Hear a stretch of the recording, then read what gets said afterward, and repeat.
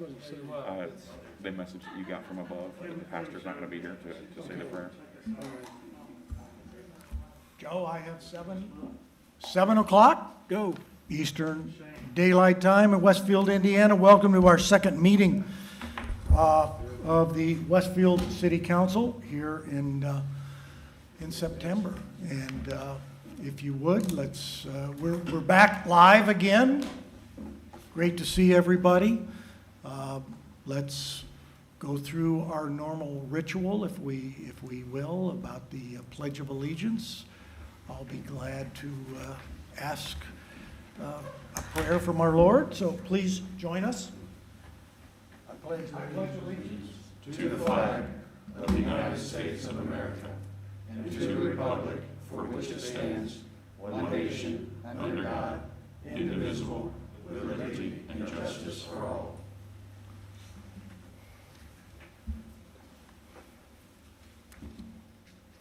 Dear God, we gather here this evening in little Westfield, Indiana.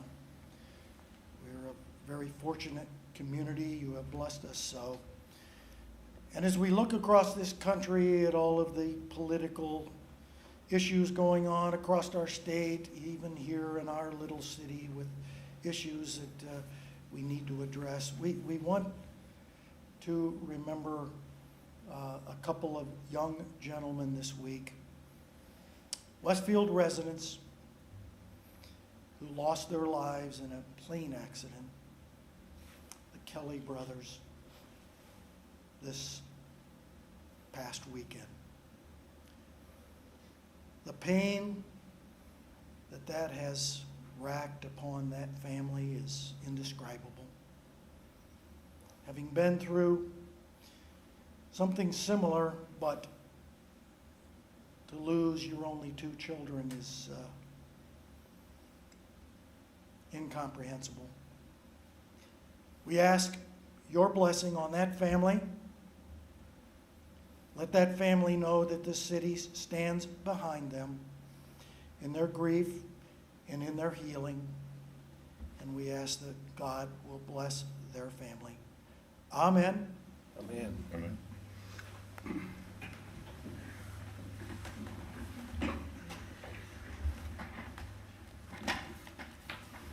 President Edwards, it's your meeting, sir. Okay. Cindy, will you call the roll and determine a quorum? Joe Edwards, Here. Troy Patton, Here. Scott Fry, Here. Mike Johns, Here. Cindy Spalgeric, Here. Jake Gilbert, Here. Scott Willows. Here. We do have a quorum. Okay. There are no changes to the agenda that I see or I'm aware of. Does anybody else have any changes to the agenda? Okay. None that I see. The minutes of the meeting on 9/14 are online. I'd entertain a motion on these minutes on 9/14. I make a motion to approve meeting minutes from dated September 14, 2020. Scott Willis moves. Second. Jake Gilbert seconds. All in favor signify by saying aye. Aye. Okay, the next item is the claims. The claims came about a week ago. If you've had a chance to look them over, are there any questions on the claims? Hearing none, I'd entertain a motion on the claims.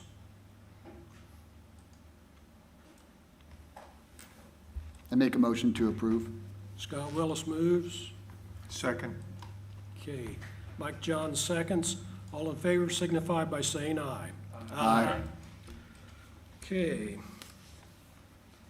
There's no special recognition, old business.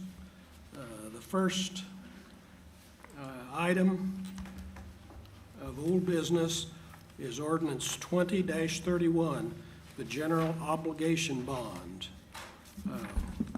This was introduced to us on August the 10th. Adoption consideration is for tonight. Todd?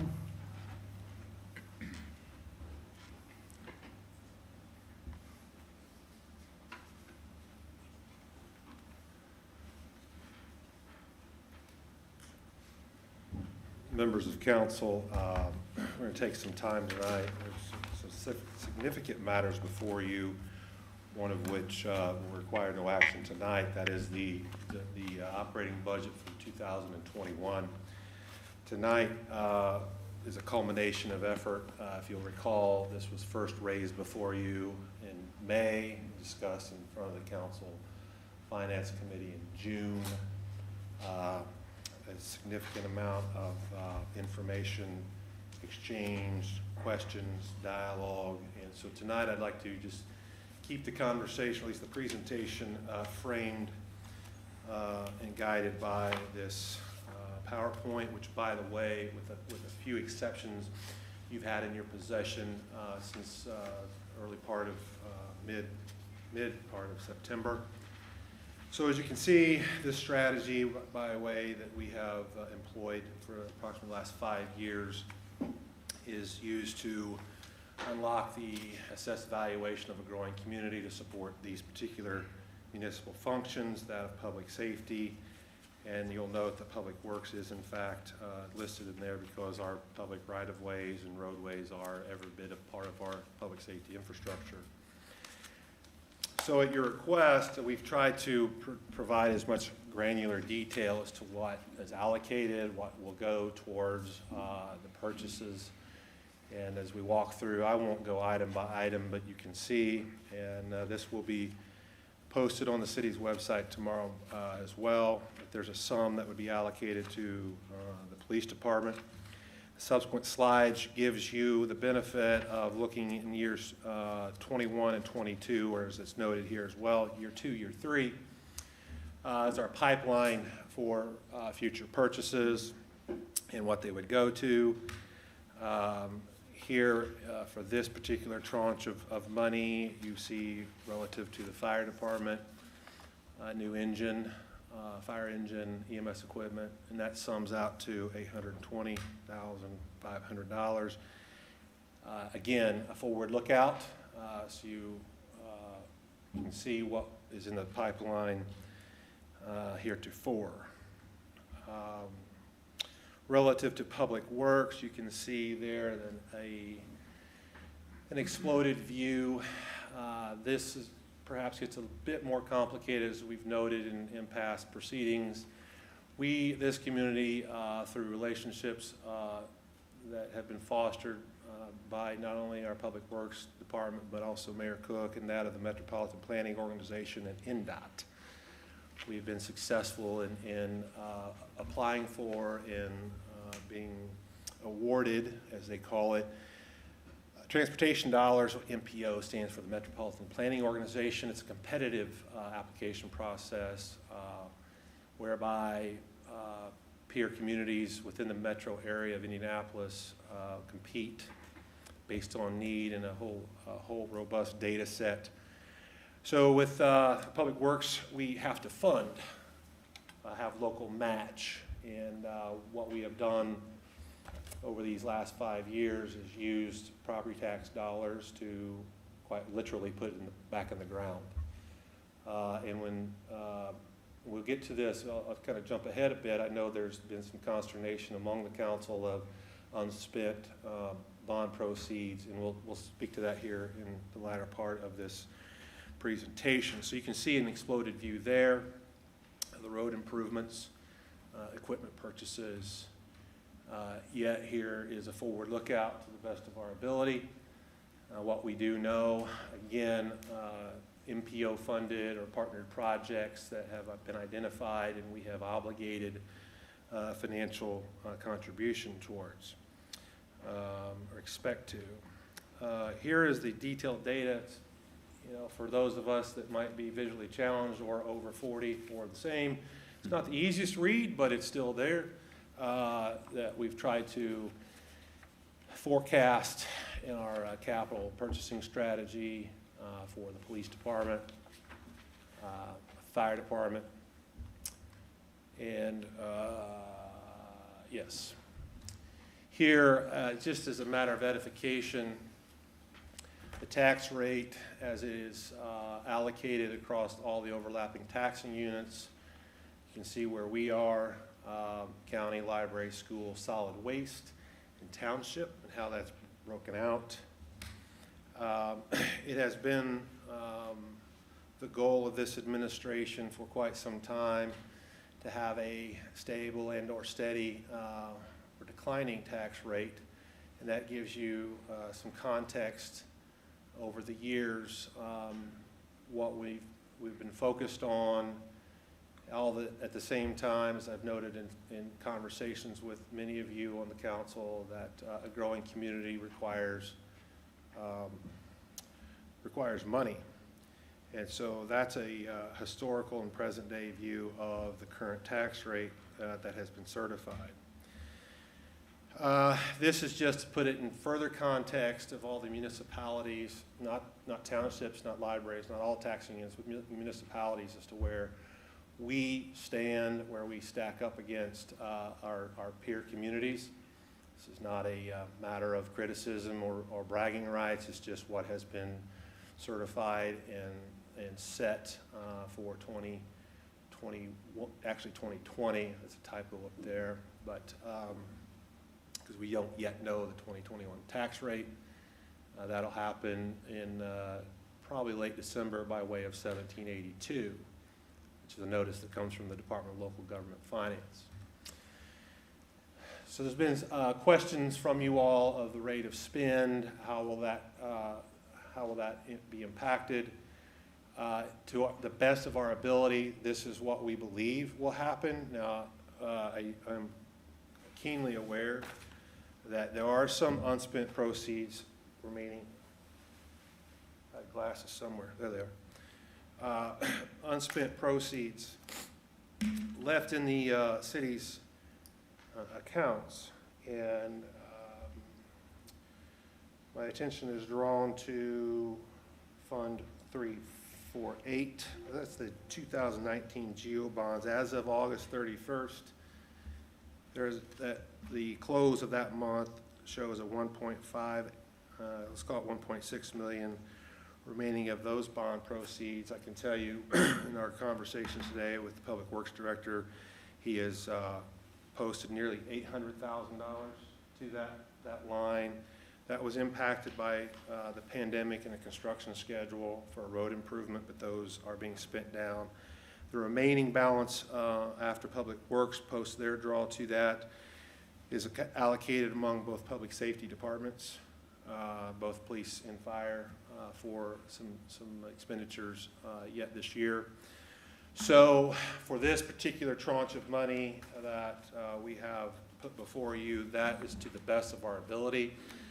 As we can look, and I do qualify that with based upon construction, NDOT, NPO, and vendor schedules that sometimes that we're not in control of. For the conversation, we have been quoted a 0.5% interest rate, cost of issuance not to exceed $100,000. We'll know more about that as far as bond counsel and other professional fees. You can see the sum total out there in the middle, and over to the right, 86,285 would be what is not allocated or obligated, and quite frankly, that would be considered a contingency if there's a cost overrun or something of that nature in one of the road projects. So with that, I can't let this slip by because I know that, and Councilor Patton and I have had conversation about poor management, poor execution, which I respectfully disagree, but obviously the Indy Star covered us, and so that's the conversations there. So with that, I will yield the microphone and be ready for your questions, comments, and we'll go from there. Councilors, do you have questions?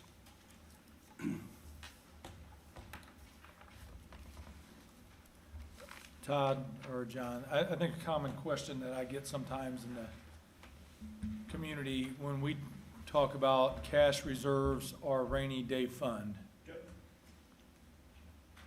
how much of unspent, priorly passed GEO bond is in those accounts for clarity for everybody? Real quickly, I think your microphone is turned off. Well, maybe I'm not. Green light on? It's on. Okay. Yeah, can you hear me now? Yeah, sure. Did you hear my question? I did. Thank you. So, based upon the August 31st close of the fund report, what I can tell you, as reflected in this fund report, the 2015 GO bond, there's nothing remaining in that particular line. 16, same is true for there. 17, same is true for there. 18, 67,591. It's actually, is it less than that, or is it, that is an accurate number at this point in time for your project? For the 18 project? And then, as I noted earlier, Counselor, the $1,580,000 or $1,600,000, that has been drawn down since this fund closed out. So it's less than that balance reflected on the August 31st fund report. Relative to rainy day, there's approximately $3 million in rainy day. And in fund number, I had it here. 403. 434. Oh, 434. For fund number 434, $9,397,000, let's call it $9.4 million. That is, what's labeled here is investments. It's important for this council to know, to appreciate, that up until 2007, and I've noted this community was in a deficit spend. We borrowed money to pay operating expenses, payroll, et cetera, et cetera. We got two draws at that point in time. The revenue streams weren't as multiplied as they are now. Food and beverage, local income tax, COIT, it wasn't as robust as it is today. So this community, indeed the in-town council, would go get a line of credit, pay the bills, get the property tax draws twice a year, just like when y'all pay it, June and November, May and November. Pay that back with interest. Over time, through our tax rate management and operating, management of the operating, this account has grown, put us in a cash liquidity to keep us in a black state of financial being, if you will. $9.4 million. It didn't happen in a day. There are no borrowed monies as listed in here, no borrowed monies in that particular account. So the city is in a strong cash position. That is true. We try to underspend our operating budget to carry a strong cash balance forward into the next year. This has been cumulative. So it's a long-winded, and I know we'll talk more about this, I'm sure, it's a long-winded answer for you, sir, that rainy day fund is exactly that. The bond monies that are listed out are exactly that and are identified for a particular spend. And this investment account that is unobligated for all practical purposes does keep us in a cash positive position, so we don't have to do tax anticipation notes and things of that nature. Does that help answer your question or inquiries you've received? Any other questions? I have a question. Sir. If you would, if you don't mind, compare the GO bond here to the GO bond of 2019, the amount, and then here's where I'm going to get really tricky, ask you to look into your crystal ball and tell me kind of what you anticipate maybe in 2021. Well, let me begin with the second question first. Don't know that we have that summed out. I mean, it is somewhat. So if I can go slide by slide. So 2021, we have a fleet with the police department that we've got into obsolescence strategy and cadence. So to the best of our ability in our crystal ball, these are pretty straightforward and easily anticipated. You can tell pretty much when a fire truck needs to replace police cars. Forgive me, I apologize for the interruption. I'm not sure that my question was clear. Okay. And I do apologize. The GO bond right now that you're requesting is $5 million. Yes. Okay. what was the GO bond of 2019? And if you had to look into a crystal ball, what do you anticipate 2021's GO bond being? So 2019's, what there is, if I recall, was $5 million, is $5 million. He's asking, what is our intention for next year, just like this? Exactly. Not how 2020. So the GO bond that we're requesting right now is greater than what was approved last year. The same. No, last year's 2019, 420 was $5 million. Okay. We've And got what- a total of 8 million outstanding now. We're asking for 5 million for this one. Perfect. In the future, 21 and 22 will be a function of need, a function of how the overall income is doing, and the overall, all of those simultaneous things coming together, the growth in the AV. I understand. So it's not easy to say it will be 3, Sure. 4, 5, but it, somewhere. And that's where I said, I'm really asking you to do the impossible and look into that crystal ball, but we've talked, multiple times about looking for a strategy maybe to move away from this. So I'm interested in hearing, what does that look like? The alternative strategy, or what's For next year, the ask? if this is approved tonight, Yeah. is this the last one? Are there more next year? What can we expect? Well, yeah, that's a fair question, and I think I would say this. We've bantered this back and forth, and I think there's a lot of work effort been put forth as to why not to do it. I would offer to work with the council, because this is a growing community, as I've noted, in Finance Committee, whomever. This is a growing community with our AV that is increasing, so that with a growing community creates more demand. I've noted to you and to others, so long as our AV is on this trajectory, this is a viable plan, sustainable, manageable, that will unlock the value of the community, keeping the tax rate flat or slightly declining. When the AV trends down, and I say when it trends down, that's an indicator of other market forces. This is a less viable option. And I would argue in my crystal ball that the demands placed upon public safety or infrastructure also lessen slightly. So other than not using tax dollars, which we don't have any other form of revenue other than inspection fees, road impact fees, which is a property tax offset, quite frankly, there are very few alternatives that we have. You don't want to raise taxes. I don't know that anybody wants to raise taxes. If we came to you with a declining, with this proposal and a declining AV, tax rate would go up 2 pennies, 2.5, 3, whatever the case may be. I know it is the desire of this council not to employ this system. And I've told many of you, I disagree with that, but I will not let my disagreement with that overshadow the intended outcome. And that's to bring services at the same level or improving to this community. So I don't have a real good answer for that, a plan B, other than we need to sit down and work this alternative out. Please. Let me add, if I may. I think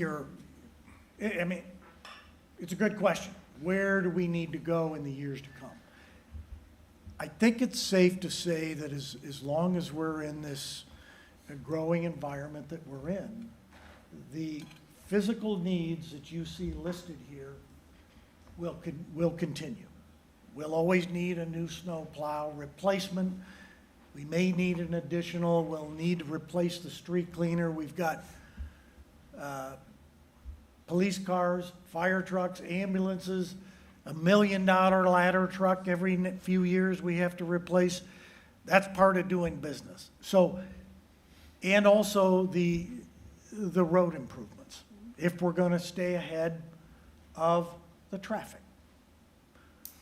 So the needs are not going to go away given our success as a city. However, the means to finance them, we're perfectly open to how can we better address those needs. have no problem with those kinds of discussions. What I don't want to do is spend down our hard-earned cash reserves that we've built up. Because as Todd said, in the cash reserve department, you can think of it generally like this. The city has 2 paydays a year. And how do we bridge those 6-month gaps? And that's why you see, if you go to the legals, in a lot of cities, you'll see row after row of tax anticipation bonds for sale. And what they're doing is the cities are borrowing money to cover the funds they need in like month 5 of a pay period. I don't know how else to say it. So perfectly willing to look at alternative ways of funding this. But understand, the needs are not going to go away. I understand, thank you. There are other alternatives Any other I might just put before you, but they involve taxation, police cum cap fund. So you can not do this, but then you're gonna put a tax of some sort to accumulate a capital reserve to go make these purchases. Fire, I think the township has a cum cap fire fund. We don't. The fire department is its own kind of separate component of the overall tax levy. So there are alternatives. It just depends on what you all want to, what we think is the right strategy moving forward to, again, achieve these outcomes. Any other questions, statements? I have a comment real quick. I've listened in on the finance committee meetings and seen, we've had a lot of emails going back and forth on a lot of different ideas. And I've tried to look at this as a business owner because I've owned a business. I own a business now. And I think the reality of we're in right now, cash is absolutely keen right now. We know we're going to get hit hard by COVID in 2022. We don't know if there's going to be another downturn this fall, maybe another surge. We don't know who's going to win the presidency, but we have one candidate saying he's going to shut us down, the entire country down, for potentially longer periods than what was already done. So there's a huge unknown about where we're going long-term with our city finances.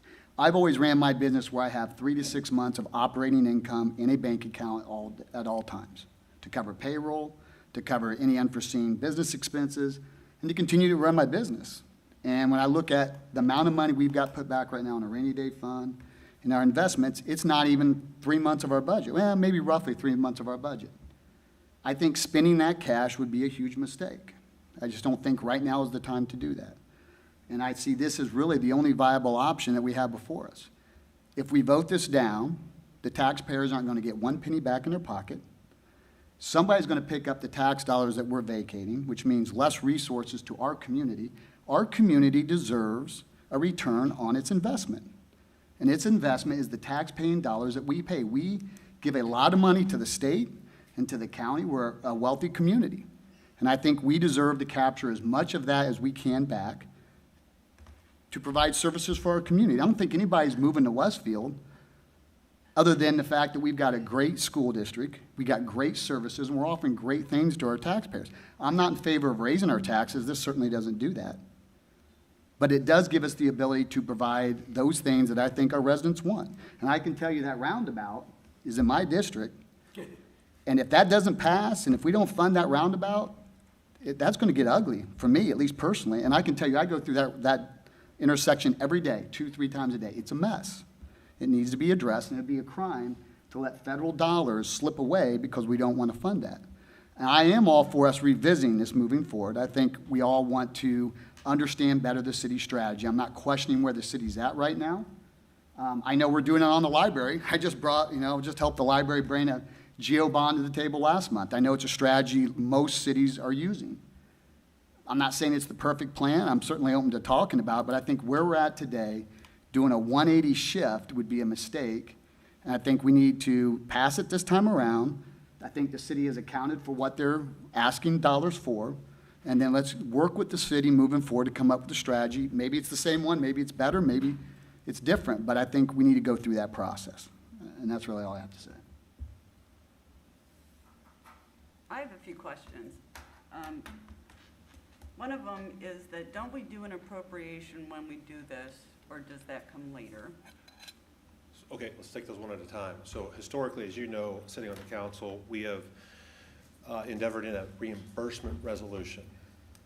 For purposes of this exercise, I've kind of vacated that strategy, and what that did was allowed us to use current budgeted dollars, appropriations. So as an example, historically, we have, to lock in a vendor price, we've executed the purchase agreement with a particular vendor on a fire truck.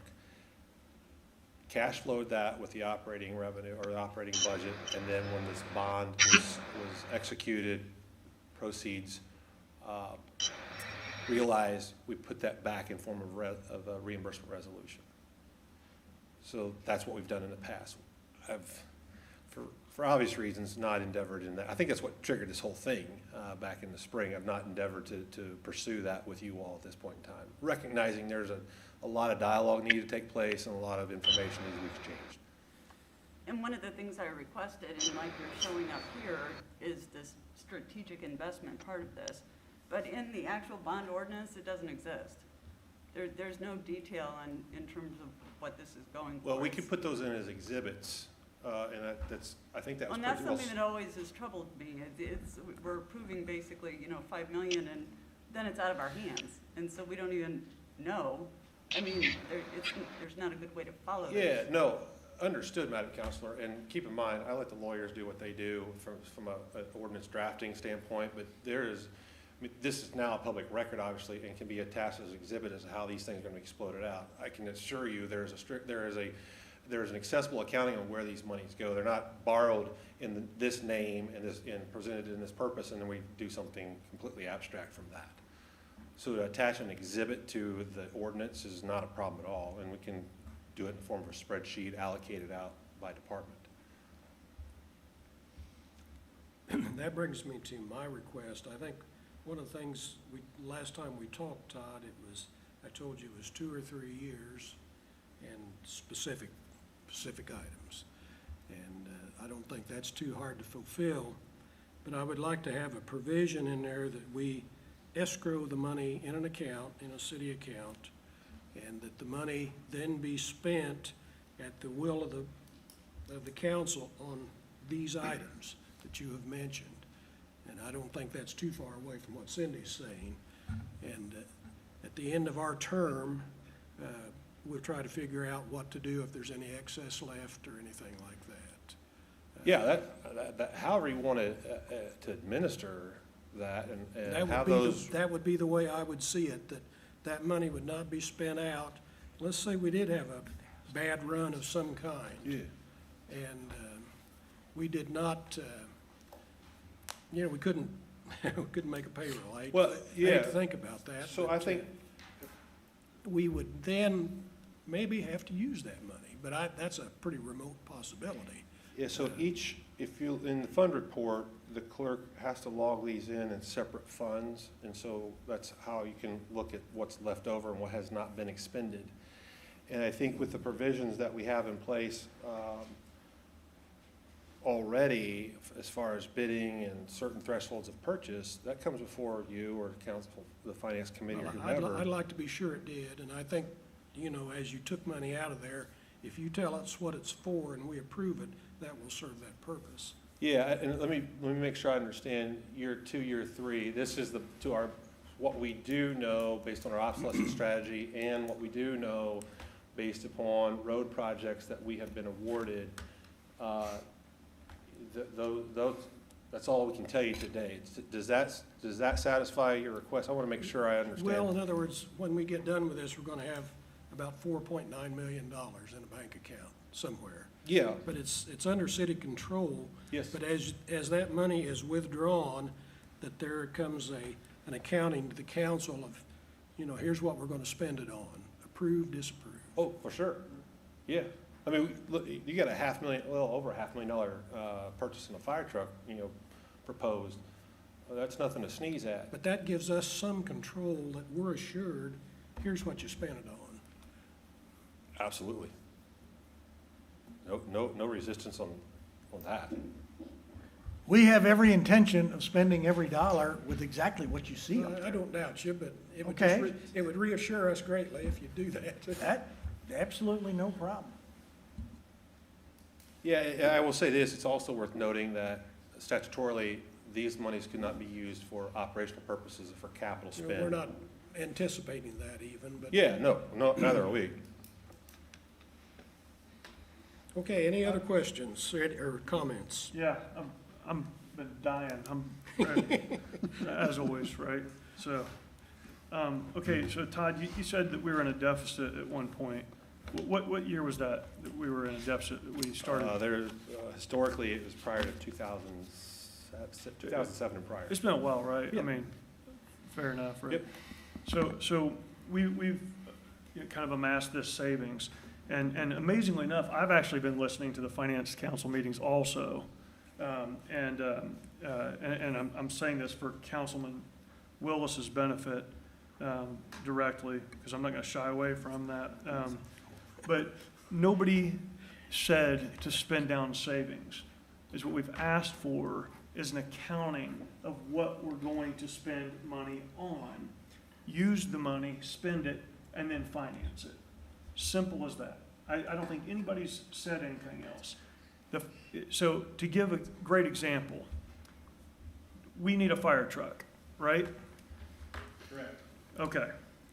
So that new fire truck might be 1.2 million. I don't even know what it's going to be. Next year's is proposed to be that, And let's say the old fire truck's worth $300,000 on a good day. on a good day. $200,000.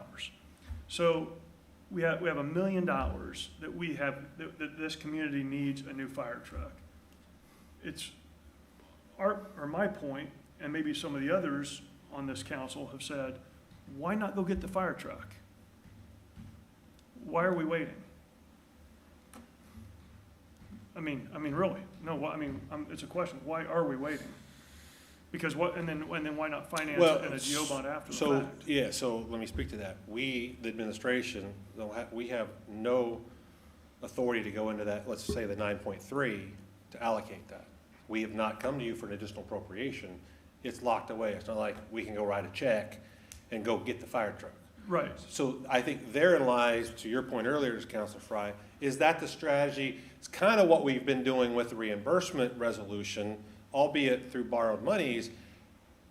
If we want to go, if you want to go as a council and use that 9.4 as a cash flow mechanism to make that purchase, the question is, how or if do you replace that $6 million for the fire truck? Through the GO bond. I think that's what the point was. To the point, if I can jump in there, Yeah. down to the penny, Yeah. exactly what it's going to cost, Right. as If- opposed to, hey, here's $5 million, and we're gonna show you how over the next 2 years, in the next 3 years, this is gonna be spent, and then, we don't know what that number looks like, because we don't have a crystal ball, but we know next year, this is still part of our strategy, we're gonna come back for another GO bond next year. So I want to make sure I understand, because with any clarity, this is the first time I've heard this strategy. I wasn't at the last council finance. Okay. In all candor, we've had many conversations now. I think I've said this probably 3 or 4 times. I think Joe said it in the meeting. I think Scott said it in the meeting. Perhaps we weren't direct enough, that's Yeah, okay. Yeah. Fair enough. I'll agree with you on that one. Okay. So we'll make sure I understand that the $1 million fire truck is an example. You were suggesting go make the purchase using funds from the 9.4 as it's listed here on the fund report in the investment portfolio or the investment account. Then by way of GO bond, replace those monies back, Right. which is essentially what we have been doing with the reimbursement resolution methodology. It's Yeah. exactly what we've been doing Yeah. with the reimbursement resolution And- methodology. And you do need that reimbursement resolution to do exactly what you said. Yep. And that's why we usually have it, because bond counsel will tell you there's a 90-day window there. And so we always did the reimbursement resolution and tried to get the best prices and the best quality and all of that. Yeah, so it goes for police cars too. If we need 13 police cars, I mean, whatever it is that we need, you know, I'm gonna jump in on one more quote that somebody had, and they said, well, the citizens deserve a return on its investment. And this is a rhetorical question, but what is the return on investment of $3 million sitting in cash? Not very much. That's zero, actually, just to be fair. I mean, I'm not good at math all the time, but I'm pretty sure that's zero. And so my point to that is, if we're gonna have a GO bond in 2021 and 2022, why are we not, if you brought 13 police cars and a fire truck to me tomorrow, I'd say yes. I have no problem with that. I mean, let me just finish one more thought here, Todd.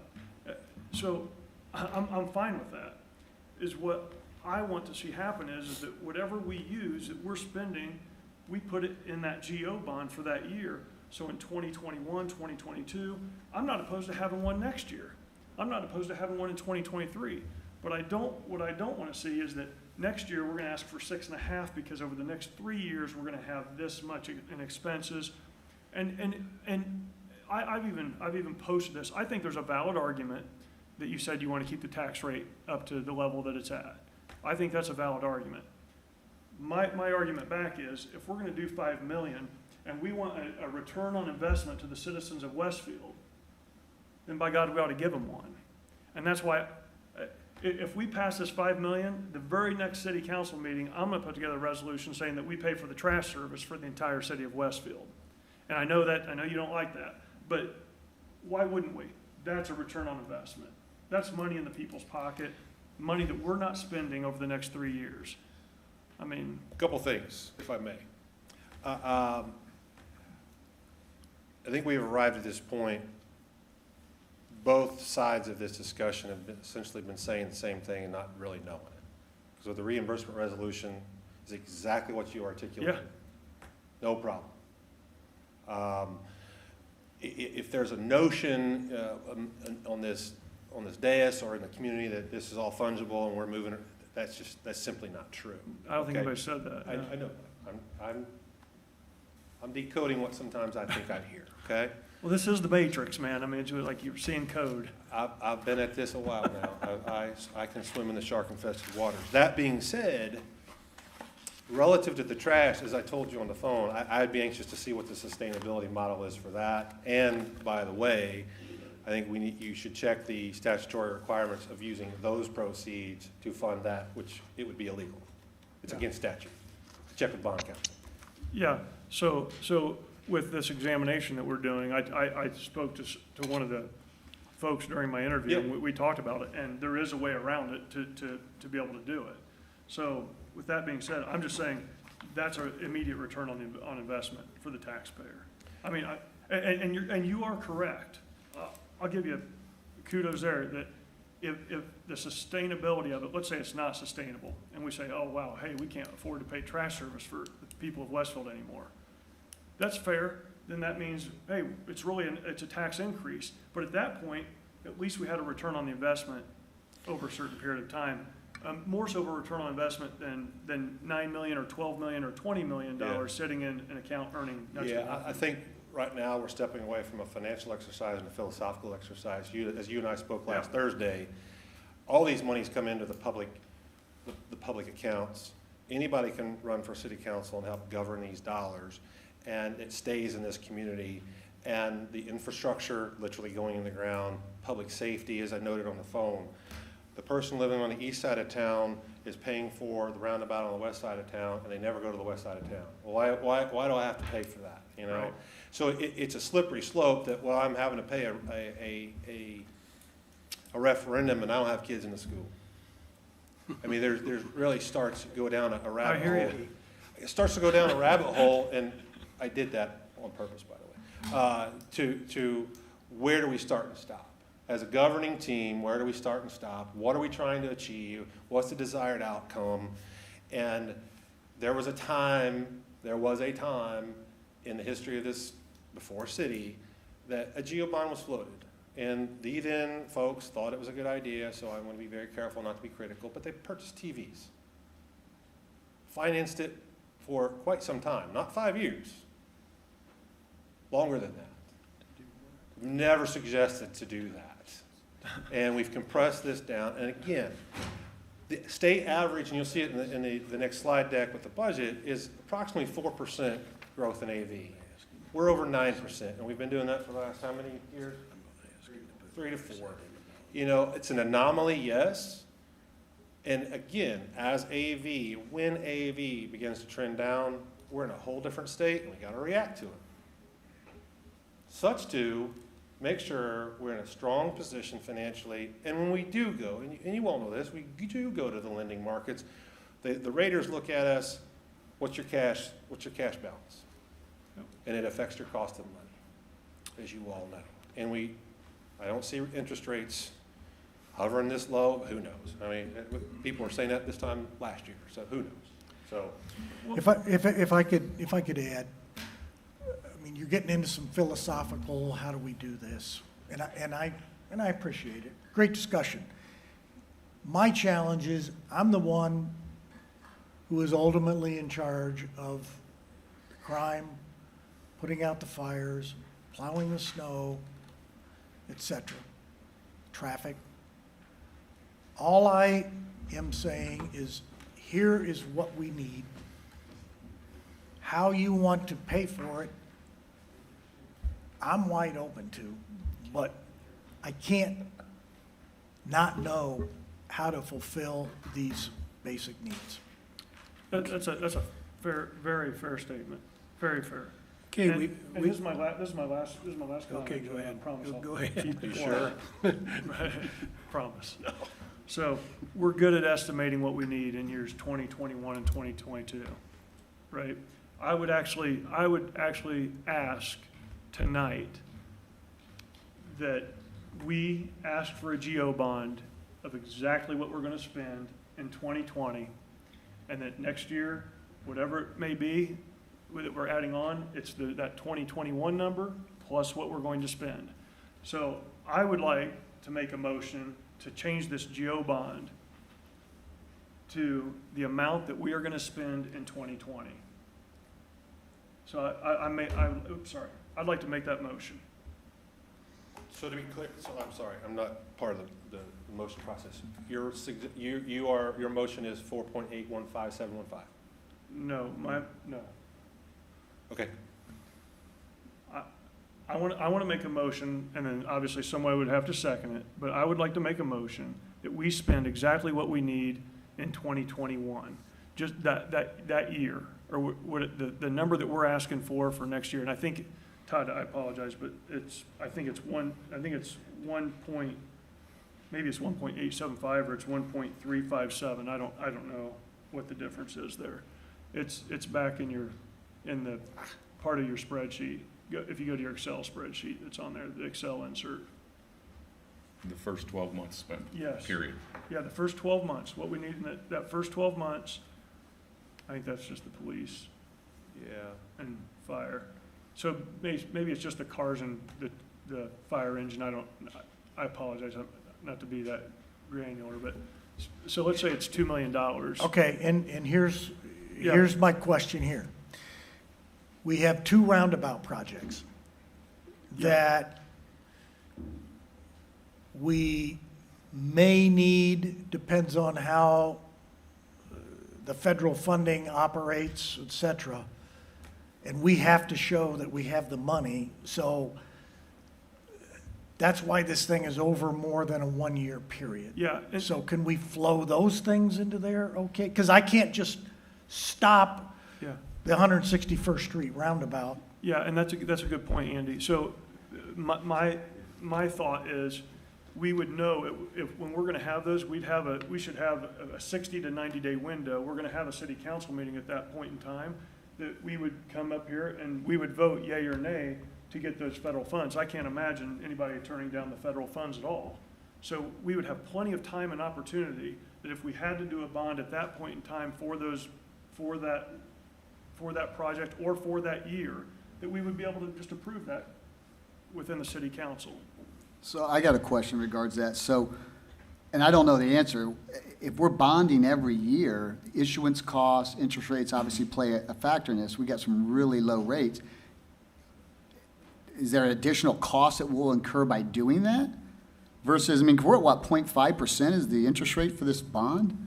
Yes, but it's less than the actual carrying cost of the debt. I actually modeled it out, and I think I sent it to everybody. Okay, I'm going to call for a point of order here. We've got a motion on the floor. I don't think we can discuss it till we have a second, so do I have a second? I'll second it. Okay, properly made and seconded. Okay. I just want, so y'all are way ahead of me here. The amount by which you've made a motion for us to go for the GEO bond, what's that amount again? Initially, when you and I talked last Thursday, it was like 1.875 at the time. I thought it was on one of the slides. Well, I guess where I'm at, so these projects here, so. Todd, if I may, that 4.8 represents how the 5 million would have been spent first 12 months, the 24-month and 36-month.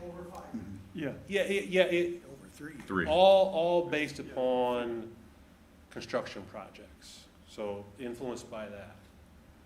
So, okay, so if I understand you correctly, so we obviously were coming back in here a plethora of times with road projects and so on and so forth. So if I may, this is the discussion, how does that impact, does it impact, I mean, the money's quite frankly in the bank right now. Yeah. I want to make sure that I don't expect it to over. So if I think, if I understand what you're saying, Counselor, is, so this year two is the dollars from the 2021 GEO bond, so that's an additional 5 or whatever it needs to be. 2022 is for the 2022 GEO bond and the dollars associated with that. The need for the 2020 GEO bond for public works only was that $3.4 million, 3.482 something. Well, something doesn't add up then See, because, those are two different bonds in addition to, so that's what we're projecting with the GEO bond. Those are the things that we have programmed and are working toward to fund with GEO bond dollars. those amounts right there are actually this GEO bond. Incorrect. Those are the 2021 GEO bond and the 2022 GEO bond. So 2 and 3. So 3, So we're gonna spend $5 million in the next 12 months. yes. And then 5 million the following year and 5 million the year after that. I don't think that's the way it's stated on here. Yeah, that's for this, as I said earlier, that's for this tranche of money we're deliberating over tonight. It's only $5 million, right, Todd? So yes, so this 4.815715 is the 2020 GEO bond based on the needs of public safety and public works Over the next 3 years. over the next 12 months. And then it could carry based on contract or project extensions. So we are gonna spend $4.8 million in 12 months. It's all gonna go out the door. So if you look, That's not the way we were just talking about it. so here, let's go back up, okay. I'm gonna stop discussion. We've got an ordinance on the floor. Would you withdraw your ordinance, would you withdraw your motion temporarily till we can kind of beat around this? I don't think we're at a point of decision yet. Well, I think there's confusion as to the 5 million. whether I agree. I mean, whether that's 12 months or 36 months. You know, the big question here is, I mean, I'll withdraw it, I have no problem. okay, So I'm just saying. I'm not trying to be, So oh, sorry, go ahead. Your meeting. the big question is, what do we do with this ordinance tonight? And what do we do going forward? We've got a decision. Well, tonight is kind of upon us. I suppose we could put it off another 2 weeks, but I'd rather not. No, look, first, it's a relatively light agenda, and, but for this and the budget, I mean, it's rare that this group, we can assemble. Right, but I think we need to decide, the more important thing is how do we go forward? and how do we fund, you know, with the tax rate and the assessed valuation kind of going in different directions. Yeah, you know? if I How do may- we do that? And there's got to be some professional people that can come in and talk to us and show us alternatives. And that's the only thing that we need to do is look at alternatives, and maybe this is a good alternative. Well, I'll say this, Mr. President, I think what has been suggested is using to our advantage the 9.4, if that's our source, to cash flow these purchases, and then reimburse ourselves with the GEO bond. Sign me up all day long. Let's go. It's essentially what we've been doing with the reimbursement out of the operating budget, not a. So where we're at now, which I would respectfully ask that we deliberate and get to where we need to be. So let me back up. All these sum to this, okay? Yep. Forget about this slide for just a second, okay? Forget about that slide, because that's next year and the year after. All these sum to that. Yep. All this sums to that. Now, the variable is construction timelines. Just like the 2019 monies are still in the book, being drawn down, being impacted by construction schedules, and so on and so forth. So, forget. Let me interject. Once we contract for a roundabout, we may contract for it like that, but the payments will go on for 3 years. They don't happen in a 12-month life of this month, Okay, okay? fair. So to the best of, this is easy stuff, easiest of the three. This is the variable, and to the best of Jeremy and John Nail's crystal ball talents, those monies allocated to them, it will be expended over that period of time. Now, that comes in various forms. How do we meet our local match? Engineering, right-of-way purchase, a host of different variables to get us to whatever we've agreed to our local matches is. So I hear what you're saying loud and clear, and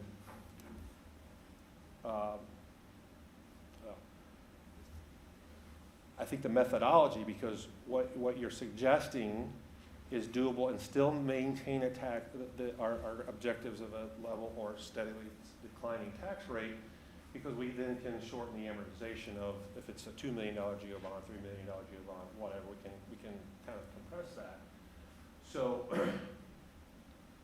if we need to spend some time here, I mean, because we can explode this into not a PowerPoint deck, but an exhibit, and the chiefs and Jeremy can give you any level of even further granular detail based on more so than perhaps this or this to get you comfortable. Our anticipation is 4.8 over the next 12 months. Yeah. For those purchases. Yeah, and I apologize, Touch, sorry, Andy, just one real quick. Yeah. So when you and I spoke last Thursday, it was 1.875, and then we said, because we don't think those roundabouts will probably happen within the next 12 months. Well, it's this right here. Yeah, what I said was I'd have to go look at it, because We may contract for them, but it doesn't mean we're gonna be paying anything out yet, except we gotta pay for design, some. Yeah, Even if in a federal reimbursement, we have to cash flow it. We have to pay for it, and then the feds reimburse us. yeah, so So Jeremy. it's not like it's I'm sorry. no expense to us. okay, fair Now, enough. if your question is, if you go back to that one, I think it says 86,000's left over. If your question is, hey, I don't want that squirreled away, so Cook can dance with it. Hey, we're happy to construct all that for you. But keep in mind, Jeremy has estimated, I think, 2 road projects here, and who knows where those bids are gonna come in. I mean, I follow the NDOT bids every month across the state of Indiana. And I mean, it's up and down, it's up and down. It depends how many projects are in that area. If NDOT's doing, I-69 on the south side, down towards Bloomington, has killed our local market because so many contractors are wrapped up in that work.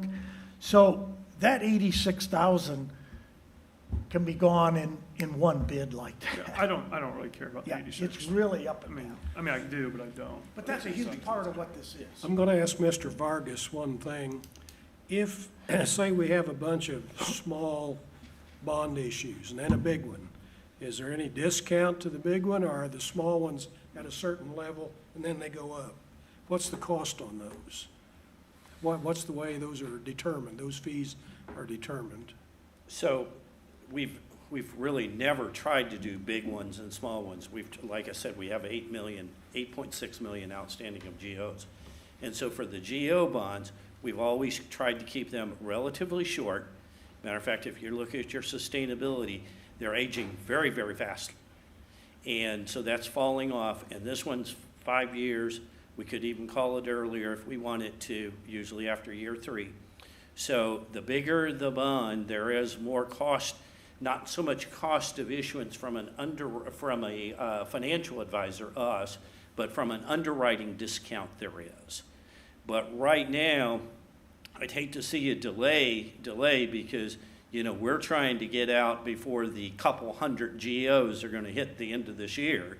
You know, we've got there's schools talking about it, there's everybody talking about it. And so the faster we get out, the better interest rate we will do. The market's highly liquid, Greg. I mean, Pardon that's a bad comment.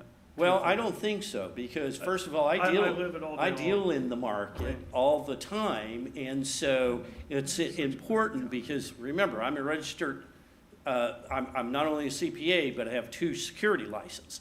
And one of them is treating this as if it was my own money.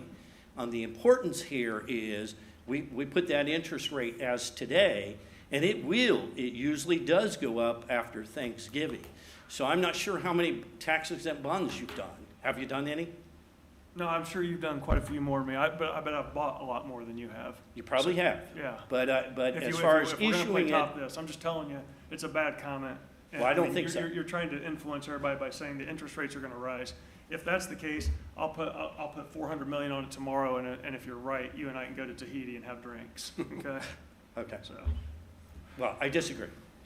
I'm sorry I got you into that, but I just wanted to know what the cost of doing bond issues is. Just, The larger the bond, the underwriter's discount, some of that will go up. You can't use that as an absolute.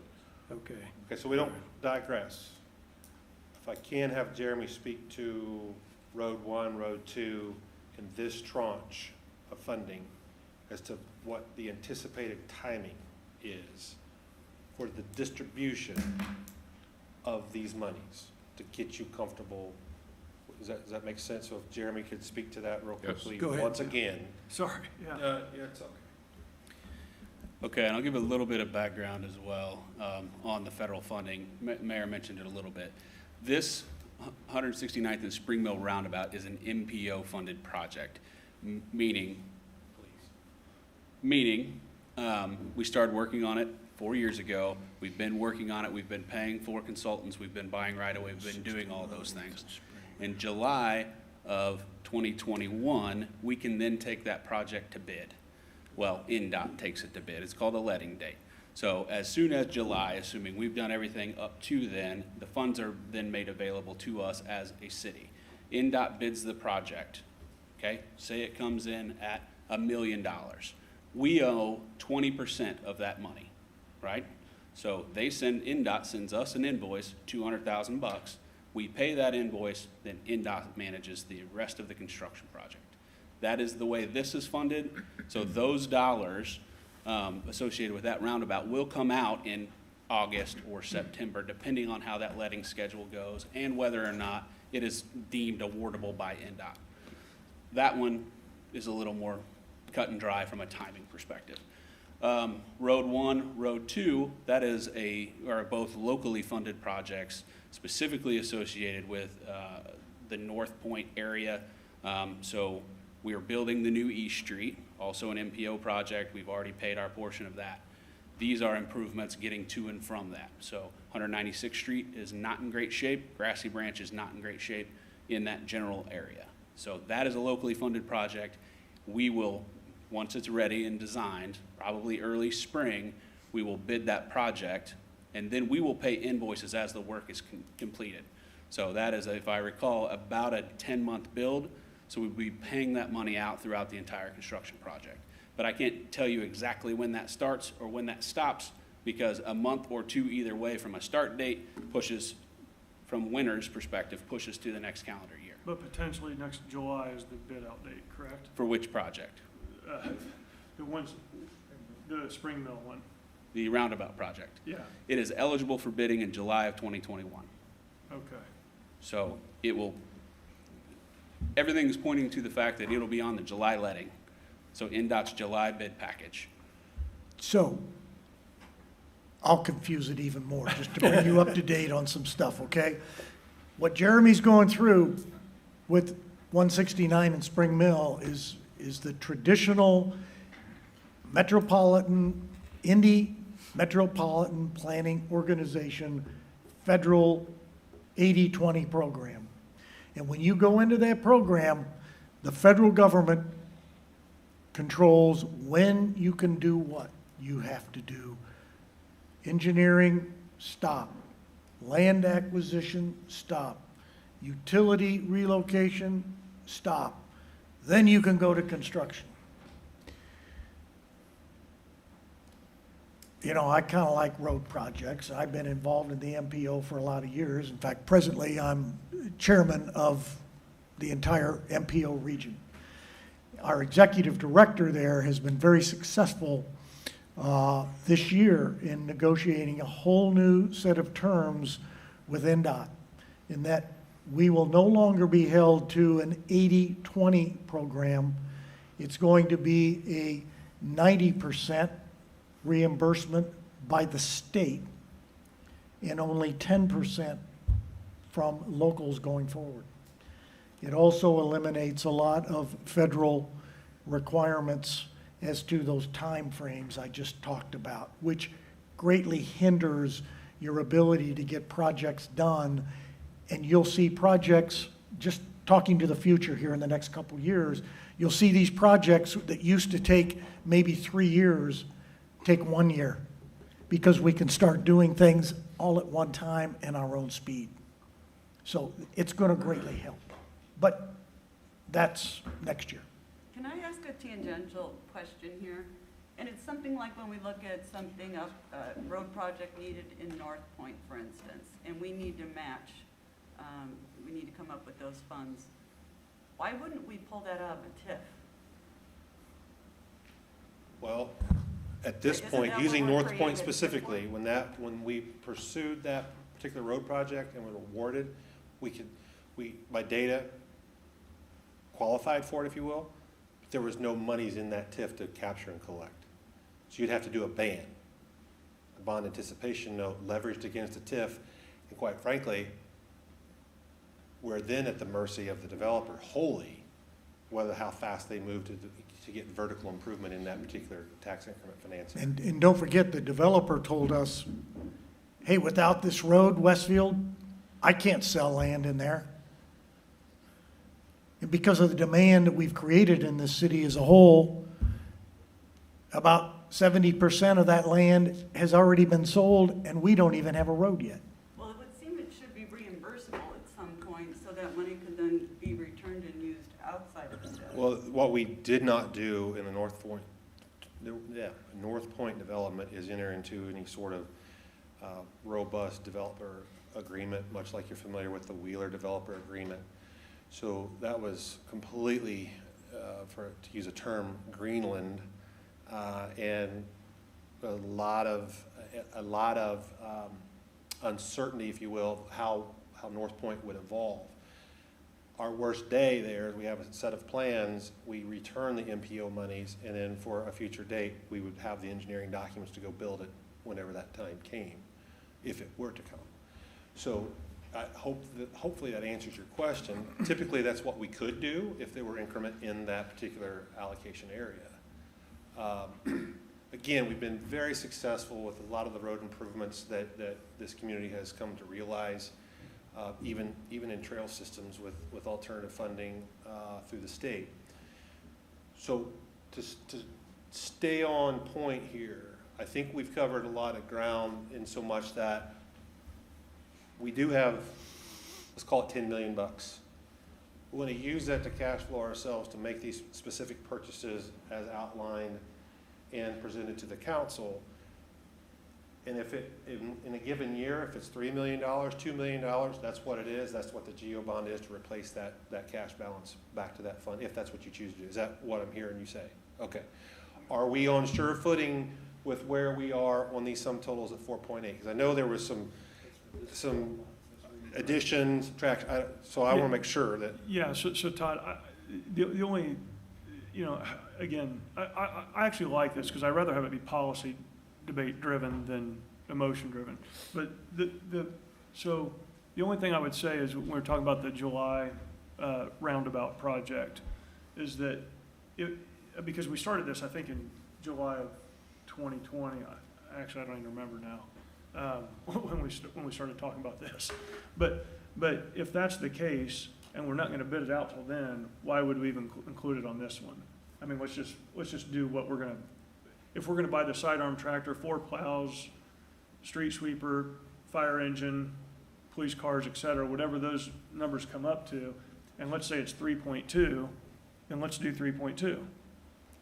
Well, we can do that as long as you promise me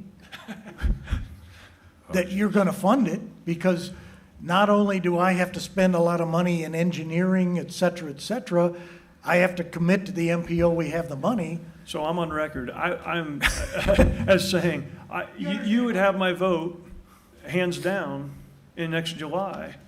Yeah, because there's no way I'm going to give up federal funded dollars. And I think I can jump in there and echo that sentiment. No one, I don't want to speak for everybody up here, but we'd be silly to say we're not going to spend $520,000 when it risks 1.6. Okay, well, we've been down this trail a long way, and I think it's time to, on this GO bond, to either act or not act, one way or the other. And so my only wish in this, or I would put in there that you observed what I said. In other words, that this money be put in a dedicated fund until it has to replace other money spent, and that we say, okay. And that way we know that we got what we voted on. Yes, and so to reaffirm that I heard you, these monies have to be put in their own separate fund. Yeah. You'll see that in the fund report. And as these expenditures come through, they will be presented to council finance and the entire council body as they are Entire deducted. council, yes. Yeah, I Okay. mean, no problem with that whatsoever. Okay, well, we're under consideration of ordinance 20-31, general obligation bond. Is there a motion? No, Joe. Not yet. Joe, so do I need to, I want to revisit my motion then. Okay, To the GO bond only be for what we are anticipating spending, not bidding, but spending in the next 12 months. I want to ask a question before we do that. Yeah, sorry. Jeremy? Specific amount. So Jeremy, can you work with that or not? Go back to your roundabouts. So Jeremy, what we need to know, are all of these costs in the next 12 months? If they are not, what is the harm in pushing them back to the next GO bond? They are within the next 12 months, so long as everything remains within my control. So these 2 road projects that will bid and construct or start constructing over the summertime are not going to probably wrap up before winter. So they may be substantially complete, but there's retainage associated with them. So there's $200,000 right there, right off the top, that doesn't get released until the project closes out. But then there's also seeding, sometimes surface, lots of other projects, things that may not be able to be done depending on when winter decides to hit. And then, secondly, if we're talking about pushing these projects into the next GO bond, when you go to those 2021 GO bonds, 2022 GO bonds, because we have to plan our capital projects out 5 years at a time, as we've talked with the MPO, there are those dollars, that $5 million is sitting there waiting for projects that we have to pay for next year. Right, okay. So we cannot commit to spend exactly that amount That's what I'm hearing. in the next 12 months. Now, just as a side note, we have several communities throughout our MPO district who have entered into these contracts, and guess what? When a push comes to shove, they don't have the money. And you know what happens? We lose it. If we're ready, we grab it. Oh, okay. And we have done that before. And it happens almost every year. And it sounds like, Andy, we could still do that, right? I mean, if we say, hey, this one's gonna, because I'm looking at the 196th Street reconstruction, et cetera. Yeah. And this other one, and I'm just kind of backing it out, doing the quick math in my head. I'm looking at about 2.4 million on this GO bond. And should Jeremy say, hey, look, we gotta go, next July or June, we're back up here in that meeting and we're voting on it and approving it to make sure that we have those dollars. But in the meantime, we do have the money in savings, so if we have to do an engineering cost or something of that nature, we're good. Right? Yeah. Okay, I'm hearing that Troy has asked for his motion to be reconsidered, am I right? That's correct. Okay, would you Which is what? state your motion again, Troy? Okay, I'd like to make a motion to have the GO bond be the equivalent of the dollars that we plan to spend in the next 12 months. And at this point, it looks to me like it's less than actually it looks like it's a little less than 2.1, but I'll say 2.4 million. And that's my motion, that we issue a GO bond for $2.4 million. Okay, is there a second to that motion? I'd second that, Scott. Okay, Scott Fry. So. from Discussion? this- From so- this Go ahead, Jake. amount, what is not going to be in it, that you're saying we would just borrow again later in July if that's the time, right? And then do a GO bond, add it to the GO bond for next Yeah, year. not necess, okay. Do another GO bond? Well, yeah, I mean, because we're gonna do one next year anyways at the same time anyway. Okay, So, but yeah. what if he needs the money before 2022? That's kind of what I was asking. Well, That's what I was trying we to have, say. we have the money. He to spend. intends to spend we intend to spend 4.8, but we may not. So if we don't spend the 4.8, will we come back to you in 2020 and ask for another GO bond? 2021. It'd be 20. No. If he needs, let's say this one roundabout goes well and we need the money, you want to take the roundabout, the road projects out. I'm saying, if we haven't planned well enough that we have to do it next month, I guess I'll be the first to say that, we probably didn't do a very good job at it. But No, if he has to come back, it'll be towards the end of the year, but are you willing? Right now, he is comfortable with spending, go back to that slide. On the road projects, he thinks he needs to spend this year, at least begin spending out for those 3 projects. So that's. So, right? Yeah, I will add to that. Those 3 projects are underway and money is being spent on them today. So you're talking about there's 12. So if we reduce to the 2.4, whatever, I can't remember what you said, that covers the police equipment, the fire equipment, and my trucks, basically. So therefore, there is no dollars left for So construction. you expect to spend those 3 road projects in the year 2020, is that right? Because they're gonna need I have a PowerPoint. if they do those roads. So yes, the answer is yes. That one is like 2. You're spending money on these projects in 2020. They'll need it. Yes, that's correct. Okay, this is a huge difference from what we're talking about. So we started design on 169th and Spring Mill like 3 years ago. That's still underway because we have to go through environmental processes. We are currently purchasing right-of-way so that we can physically construct the roundabout. And then we have utility relocates that come in after that. All of those things have to happen prior to July so that we can bid the project when we write our one check. As far as for the other 2 road projects, those are under design right now. We're spending design dollars on those. We will move into the right-of-way acquisition phase prior to July of next year. And then we will also begin hopefully bidding and constructing, but certainly utility relocates prior to that.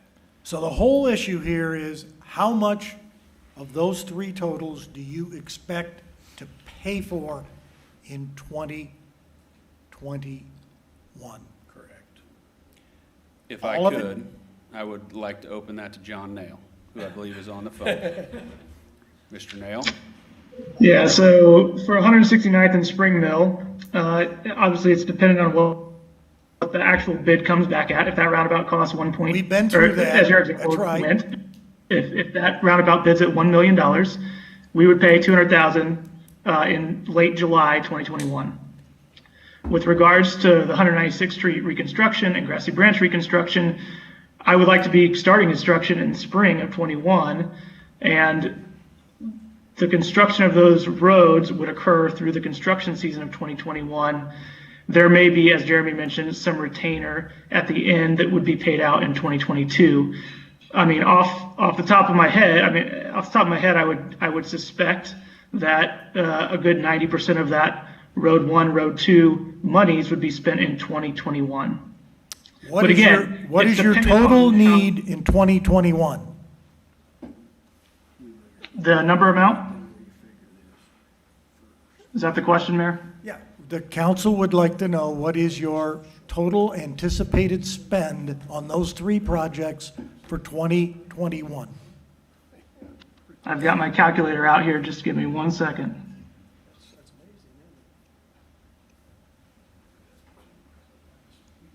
My estimation is that in 2021, we will spend 2.9 million on those 3 projects.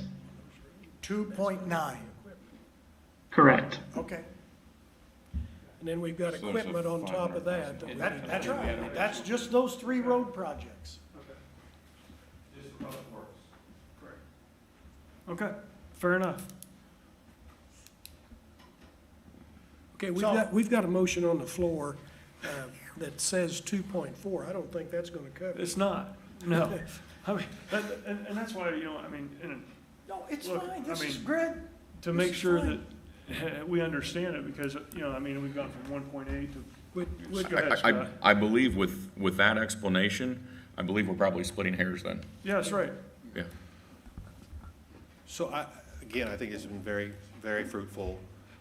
The here and now, as we've deliberated now for nearly an hour and 20 to get to, and that's okay. That's okay. I think where we're at now, we're at a good starting, or a good position as we move through 21 and look further out. We could develop a system by which, I won't get into it, but I think what we can do is slice and dice the best way we can to use the cash we have on hand, the 9.4, call it 10, use that to cash flow, just like we did with the general operating monies, reimburse ourselves based upon the known spends at that time. Because that's real time, it's going through the process, and we can compress the amortization, the call, and to still, again, keep that tax rate where it's at or slightly declining. Is that? Okay, yeah, we need to know what Troy's number Okay. is. Well, Troy. I'm going. So, and Yeah, did you withdraw? on, Yeah, I'll withdraw my motion. and on top of that, Troy, I mean, this next year, as we've all gone through this, I told Scott Willis before, I said, hey, if somebody can show me what the numbers are. It's I mean, perfect. I will vote yes tonight. All right, But I said, so as we'll- of last Well, I week, think we're ready to nobody go knew. then. and if there's a, Okay, now now, that we know how all this works, so we're to work with your back. finance committee next year for 21 will be a perfect time to better dissect all this. Right. Agree? Yes, I Yes. agree. So Troy has withdrawn his motion, and we're ready for a motion on ordinance 2031, which we're now back to 5 million, as I see it. Am I I'll make a right? motion to approve ordinance 20-31 as presented. Okay, Scott Willis moves. Is there a second? Second. Okay, Jake seconds. Okay, we've had plenty of discussion. Are you ready for the question? Okay, clerk, will you call the roll? Whew. Scott Willis, Yes. Cindy Spalgeric, Yes. Mike Johns, Yes. Jake Gilbert, Yes. Joe Edwards, Yes. Troy Patton, Yes. Scott Fry. Yes. Motion carries 7-0. Okay, I do want to make sure we spend the money, though, we got that handled. Okay, on what we're saying. okay, we're now ready for ordinance 20 Todd's still at the podium. Todd, do you have? No, I just want, we'll have this uploaded to the city's website, this PowerPoint deck tomorrow morning, just for public view. The exhibit attached with those projects, I really would like that included. We will have that exhibit, and it won't be as dressy as, it'll be proper for the ordinance as an exhibit. Okay, Jeremy, the updated traffic ordinance. It was introduced to us on the 14th, and it's up for adoption. Is there any changes in it or anything that? Yeah, thank you, Mr. President. Hopefully this will go a little bit quicker. For the record, I'm Jeremy Lawler, Director of Public Works. As the councilman stated, this ordinance was introduced on September 14th, 2020. Ms. Boljeric had a few questions. I think we've addressed those at this point. Other than that, nothing has changed, inclusive of there were no changes associated with her comments today. There will be someday, but we're not there yet. In addition to that, there were all the things that were summarized on the front page of the ordinance, and I'm more than happy to answer any questions that you might have. Okay, any questions for Jeremy? Hearing none, I'd entertain a motion on ordinance 20-40. 36, 20-36. Oh, I'm sorry, I put that underneath. 20-36, you're correct. I'll make So a motion to approve. Sorry.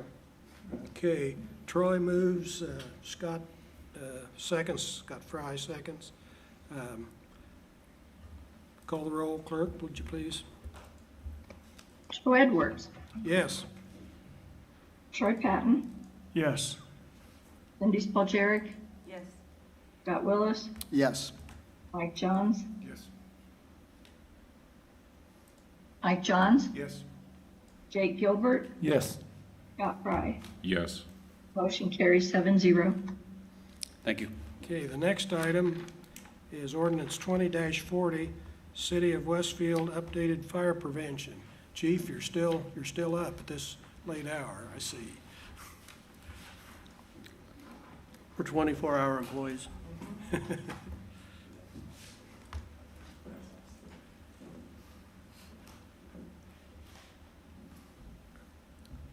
Well, we're just back. I'm asking you to go ahead and approve this ordinance. I don't know if anybody has any questions. I have one question, actually. Sure. So, if you have an outdoor fireplace, can you or can you not burn leaves in that fireplace? Because I read it as if you couldn't, but yet it was a little bit. Well, there's generally a burn ban ordinance, but I'm going to let the fire marshal speak to that technicality. Say again, Mayor? You're cooking hot dogs, it's a recreation fire. Yeah, I mean, what constitutes that? I mean, Hot dogs. only hot dogs? What about marshmallows? What about s'mores? It really comes down to whether your neighbor complains. Jim Roberts, Fire Marshal. The way it is written is intended to be clean wood burning only in a. That's the way I was fireplace. reading it. Yes. So that does not include leaves. Is there a reason why you can't burn leaves in a outdoor fireplace, or is there, I mean, is there a safety reason why we're not allowing that? Not a safety, it's a, just for courtesy to your neighbors, whatever else to eliminate that, because it does put off pretty bad smells of smoke, heavy smoke and bad smells. Okay. All right.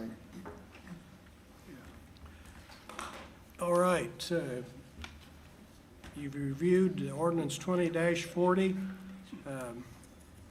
I'd entertain a motion for approval or disapproval. I move to approve ordinance 2040. Okay, Second. all right. Mike Johns moves. Did you second it, Jake? Troy did, okay. Troy seconds. Would you call the roll, please? Scott Fry, Yes. Troy Patton, Yes. Joe Edwards, Yes. Jake Gilbert, Yes. Cindy Spalgeric, Yes. Mike Johns, Yes. Scott Willis. Yes. Motion carries 7-0. Okay, new business. This is a council introduction of the budget.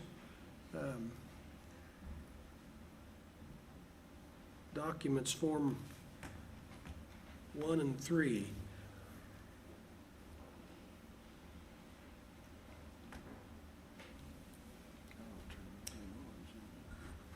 Okay, yeah, those are DLGF forms. This PowerPoint deck is much more exciting. Let me just welcome you to your first budget process.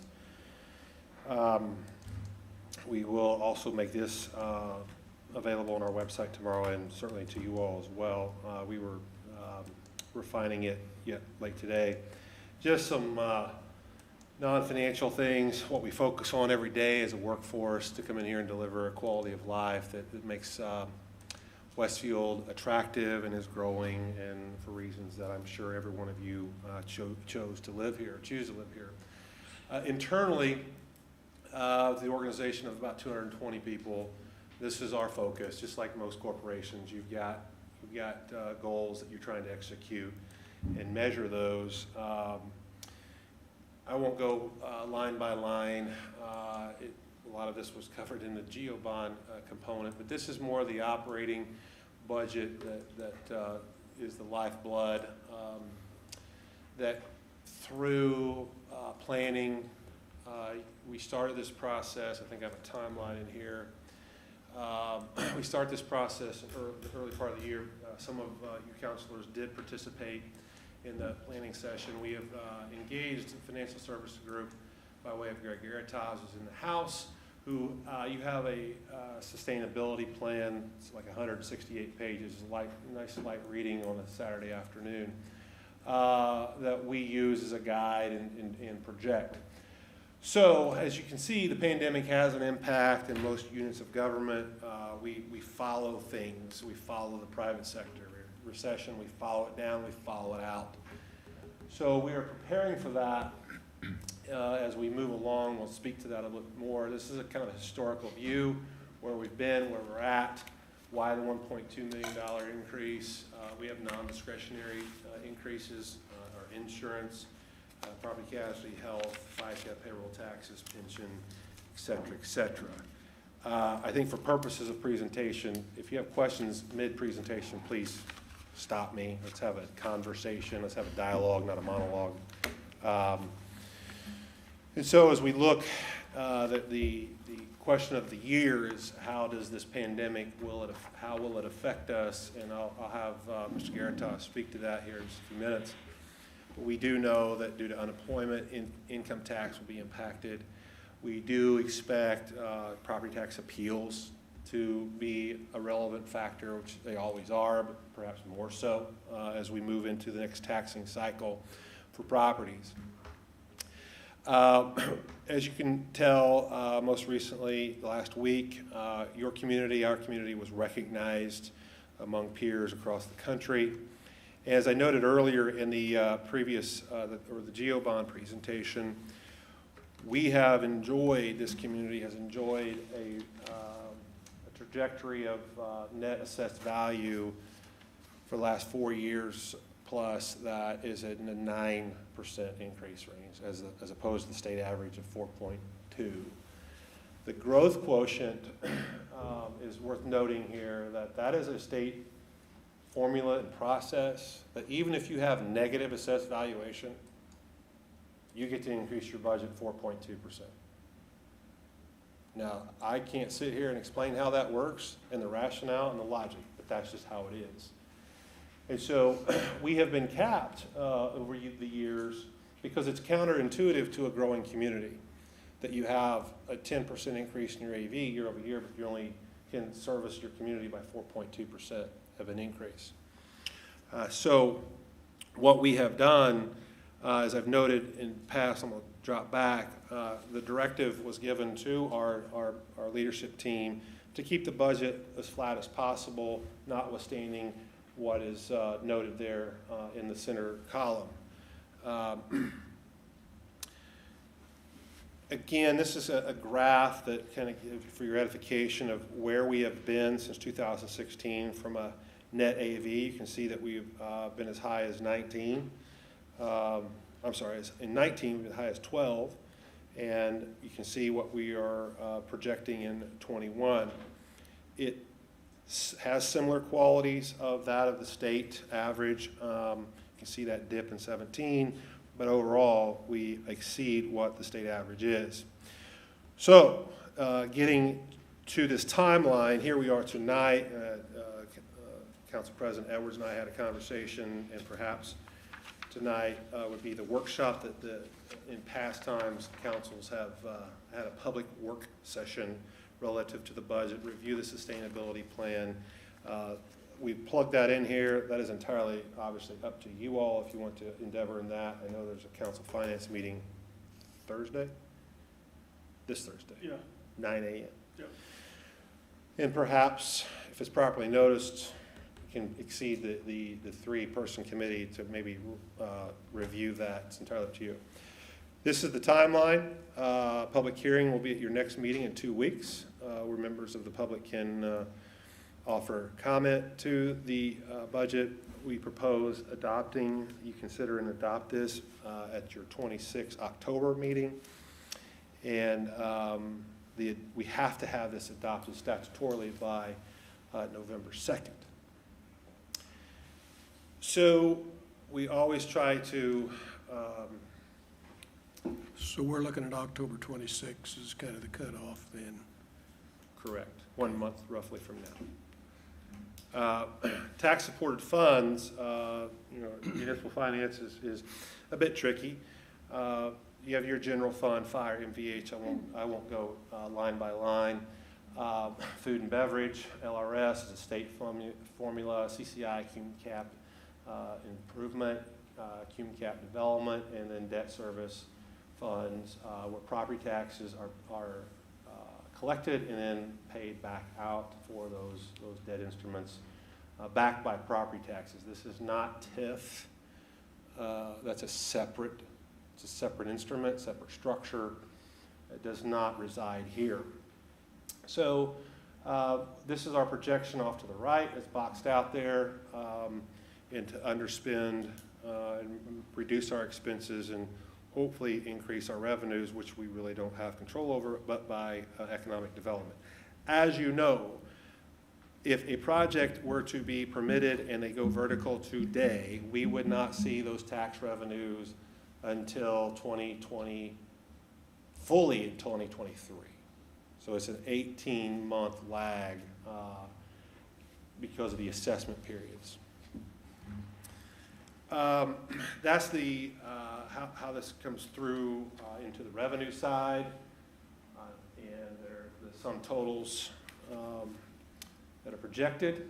You can see the two top lines there, two top categories: local income tax, formerly known as COIT, and you also have property taxes that make up the lion's share of our revenues. Other tax revenues would include SIG tax, CVET, commercial vehicle excise tax, things like that. And then the others that are listed there. Can I stop you for a second? Yes, ma'am. I think it was last week that they just came out with the new numbers formula for the lit. So how are we faring with this new calculation? Yes, great question, and I'll yield the microphone to Mr. Garatas because I will yield the microphone to Mr. Garatas. So thank you, and that was my point number one I wanted to make. We dodged the first bullet that COVID and all that threw at us. The state of Indiana, and Cindy knows this, because we debated this with her staff quite a bit, that the state of Indiana recommended a 10% reduction in the 2021 lit tax. All of our analysis and looking at all the data that we have, withholdings and that, we made a conscious decision to flatline it. We did not decrease 10%. And actually, that's the reason why the revenue is higher than the expenses, is we got absolutely even better news that there was approximately a 6 or 7% growth in LIT, and we recognized close to that. So we didn't get a 10% decrease. We got a 6% increase, and that's what's made things better now. So I like to say that was bullet number one shot at us. More bullets are coming. But wasn't there a redistribution now between, I mean, because something changed with Fishers and Carmel? Very and much will so. that impact us later? No, no, we worked very, very hard on that, and it's really between those two folks. But these are some things why, Cindy, we do try and keep a reserve, is because we get these other people shooting our direction. And had that happened, we could have lost over $2 million of income taxes. We worked really hard all the way up to, I think, Christmas or New Year's to get that successfully out of Westfield's situation. Yeah. And really work with those two. Historically, what happened there, Cindy, is early in the legislature, there was a move to redo the whole distribution in Hamilton County. And there were several different formulas put forth, one of which caused Noblesville and Westfield to lose money. The end result was Noblesville, Westfield stayed on the very same track, and Fishers and Carmel were told to do this. It did not affect us, but it could have. Great question, Madam Counselor. So this is the revenue as it breaks out into the whole pie. Again, this is from the previous slide, our historical certified tax rates. Certifications have been through the years. Again, duplicative and how we compare to our neighbors. And then the overall tax rate broken out by taxing units. You can see where we're at and all the other entities that make up the total tax rate, net of any referendums. So you have been given many weeks ago the access to the internal SharePoint budget planning site. I know there's been some conversation and emails back and forth. Happy to engage in those tonight. I think for purposes of this presentation, and much of this is available on the DLGF website, or will be once they post everything, but I wanted to stay somewhat detailed, but yet not overburdened with it. So you can see here, as the budget is formulated for both police and fire, our most expensive departments with the least amount of revenue opportunity. That's not criticism, that's just factual. And on all these is the operating expenses noted, vehicle maintenance training facility, building maintenance technology, things of that nature are all within this right here. Public Works, once again, Mr. Lawler has the most complex financial construct. It's not just general fund, it is all these other revenue sources, motor vehicle highway, local roads and streets, stormwater, which is a separate revenue stream and has bonds outstanding for improvements. I think the most significant stormwater improvement was in Mr. Edwards' region. Park impact fees and road impact fees also. These cannot be used to support any form of bond or debt service. They're just not that predictable. These are sometimes negotiated in that of a road impact fee, park impact fee credit to get the infrastructure needed. The developer does it, and you're familiar with that process. But this is Mr. Lawler's operating budget for the forthcoming year. All the other departments, you have the admin, community development, communications, economic development. And then I think we have city council in here somewhere, guest services, informatics, mayor, Westfield welcome. All these things you hopefully have come acquainted with in the SharePoint site. I will kind of make a note here of our quest to have actuals versus budgeted. Mr. Larson, our informatics director, has taken on the project of OpenGov. We've had those conversations in the past, and we will migrate to our budget planning in that platform, that software platform, get away from the SharePoint. So then it is a bit more user-friendly and intuitive for anybody that's viewing that. So just a footnote there that we're going to step away from SharePoint, kind of an aged software mechanism, into OpenGov. And so then we'll be able to have, and I say real time in a loose form, based upon the close of the month, OpenGov will show actuals versus budgeted. And then directors will be able to get in and make footnotes as to why there was this outlier expense in a given month. That's awesome. It's not the first time I've heard that. Yep. So there's a significant investment in that platform, as Mr. Edwards and Ms. Spoljaric fully know, and we want to use that. Just for edification here, this is a hypothetical but very accurate. It's not no particular tax bill, but we do know, based upon the taxation, property tax cap, circuit breakers, this is how it breaks down to the city into a monthly revenue, if you will. It's a simplified way to show if you have a $200,000 home assessment, you're not going to pay any more than this. Again, parenthetically stated, referendums, and it works out to approximately that per month. I won't read this line for line, but we are in friendly co-opetition, as it's been said, with our other taxing units to try to the pie is only so big as they say.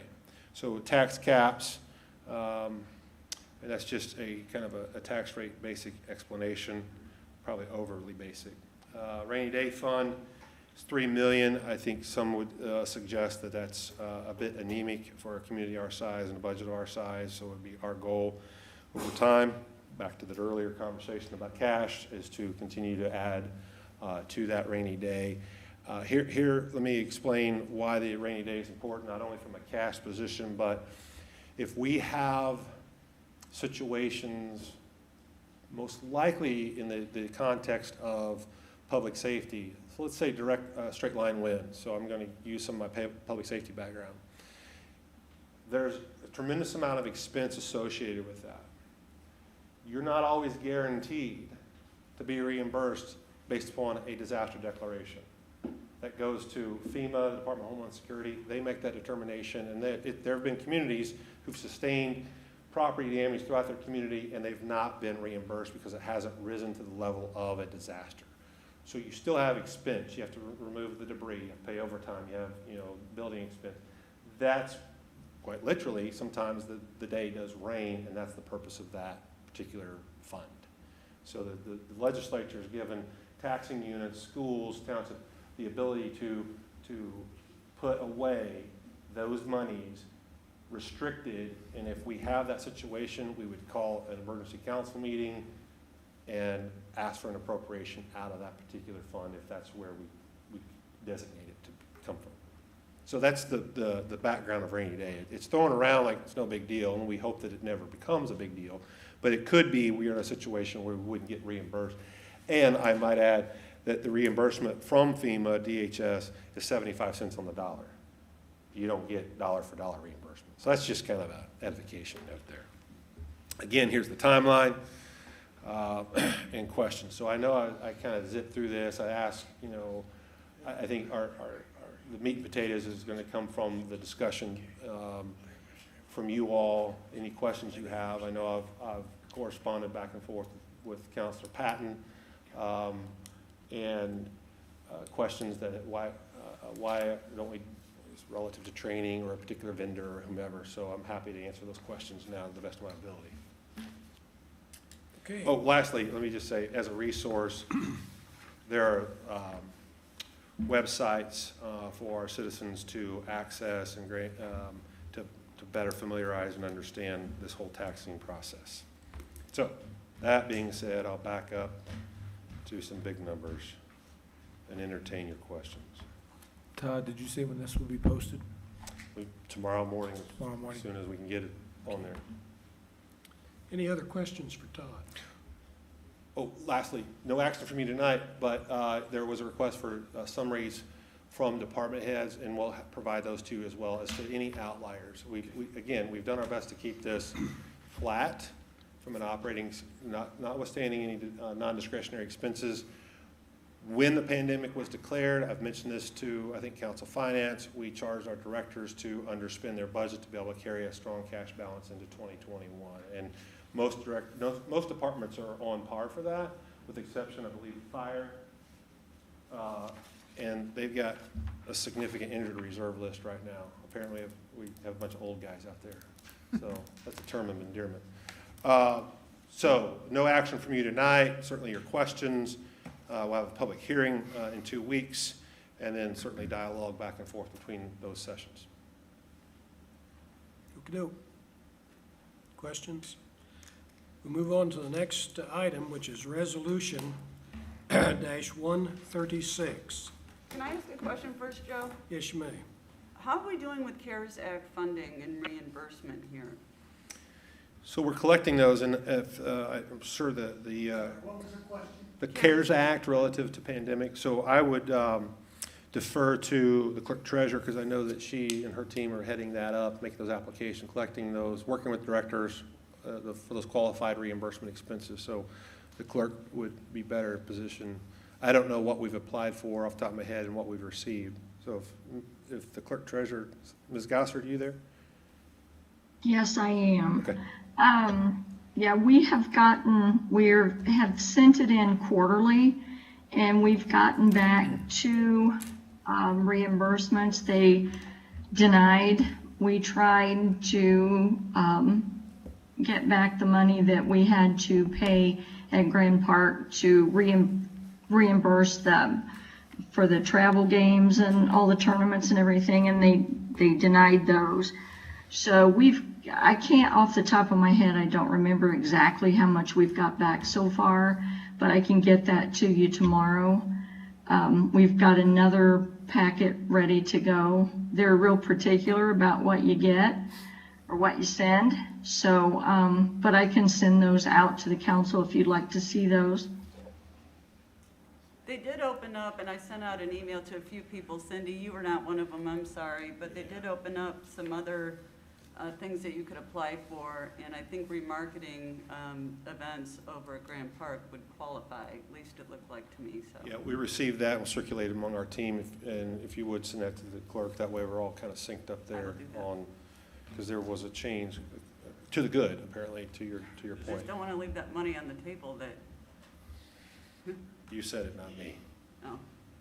Todd, I have a question on the timeline. The workshop was included, but a little lack of clarity for me on, because I know I've asked this question and reached out a couple times about what's going to be available from educational for us freshman counselors. So when for all the council, but when the council president and I spoke September 9th, we kind of agreed that we'd plug it in here. It doesn't necessarily have to be here tonight.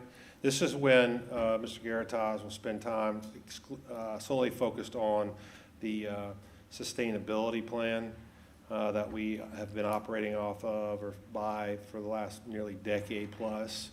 It's a 5-year ongoing renewal, meaning it's updated on a constant basis. And again, if you're bored to tears, feel free to digest 175 pages. But what it does afford us is some sort of predictability in planning out to 2026. So, as an example, when during our budget session, I tell Mr. Garatas we want to hire 10 police officers, he looks at me well, does it fit here? And so that's how we've been able to kind of ramp ourselves up for those particular departmental expansions. So to your question, it's entirely up to you all. It's going on 9 o'clock. You can plug that in the timeline somewhere else. That's entirely up to you. We'll coordinate with Mr. Garitas. You can, if you so choose, Thursday at 9. It's entirely up to you all and whoever wants to attend. Maybe it's just, maybe you're sitting in the gallery and the finance committee is chaired. It's entirely up to you.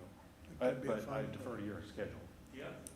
The other thing, Todd, I am expected to be here on 10/12. I'm doing with freshman councils in other cities the hour before their council meeting. You know, come in at 5 or 6 on 10/12, and we could go through it then. You know, whatever works. If it's on the finance committee agenda already, I think we all have access to that. But if after that we had specific questions, I'm sure we could reach back out. Yeah, I had it down as Wednesday between 1 and 4, so I think It's a moving target. I think I can make it 9 on Thursday. Yeah, so 9 o'clock. Thursday, well, so, all right, fair enough. So Thursday is, I don't know what I looked at the agenda, but I don't remember the time frame. Is that sufficient? Yeah. Okay, so we will, on Thursday, be prepared to, we'll go line by line through all 175 pages. Is that fair? Outstanding, thank you. We'll be ready. Will you be here when we do that? That's the question. Can you send that to us, please? so we Sure. have it? Yeah, we'll figure out the best way. It's 175 pages. PDF might choke up the server. I'll figure it out. Well, internally, I think it's okay, right? Yeah. It doesn't, and it's PDF. Got it. And it is best, Cindy, as you've done before, printed on 8.5 by 11 if you did. Mhm. I'm sorry, 8.5 by 14. That's Sorry. what I thought you meant. 8.5 by 11 is not. What you will see here is that 2022 impact of the pandemic been modeled in there. Again, this is a dynamic document, so it's not certainly etched in stone. All right, I'll digress. Thank you. I think we're ready for Resolution 20-136. This is a resolution for council to engage separate counsel, adoption resolution. Do you all have this? Yeah, there it is up on the page. It says the City of Westfield is duly formed municipal corporation within the state of Indiana. Whereas, I won't read that. Whereas, now be it therefore be ordained that by the Westfield City Common Council meeting in session as follows, that the council engages and appoints separate counsel, namely Ann Hensley Poindexter of the law firm of Altman, Poindexter and Wyatt, a limited liability corporation. All acts undertaken or taken pursuant to the adoption of this resolution are hereby authorized and or ratified. So, do I have a motion on Resolution 21? First of all, Yeah, well, I have to have a motion to discuss. I've got a couple, can we ask a couple questions on it? or- Yeah. I sent an email, but I didn't get this till Sunday. That's probably because I didn't check my emails quick enough. But just a quick question, is this gonna be set up on a retained basis? Are we paying her by the hour, or how is this gonna It's work? hourly. Okay. Does her hourly rate match up with what we're paying Brian, or? Shoot, no, are you kidding? She wouldn't work for what I'm getting paid by the hour. Hence why we're paying her by the hour versus retainer? All right, that's all I No, have. if she asked for advice, I'd tell her, do it by the hour. Okay, well, that's what she said anyhow. Okay, do we have a motion on this resolution? So moved. Okay, Cindy Spalgeric moves, is there a second? Scott Fry, I'll second it. Scott Fry. Okay, motion properly made and seconded. Now we're ready for comment. If anybody has comment on this. No, I got ahead of myself. Never mind. Joe, Yes. Ann is on the call if they would like to ask her any questions.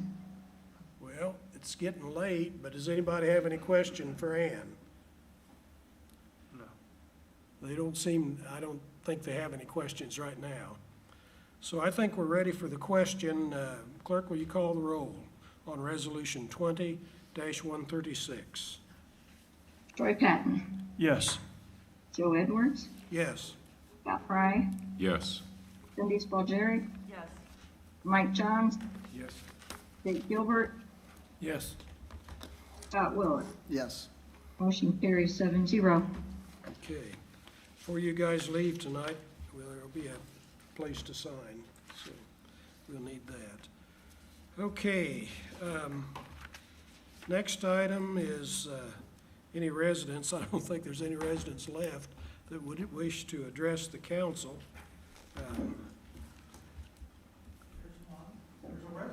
There's Mr. Ake. Thank you.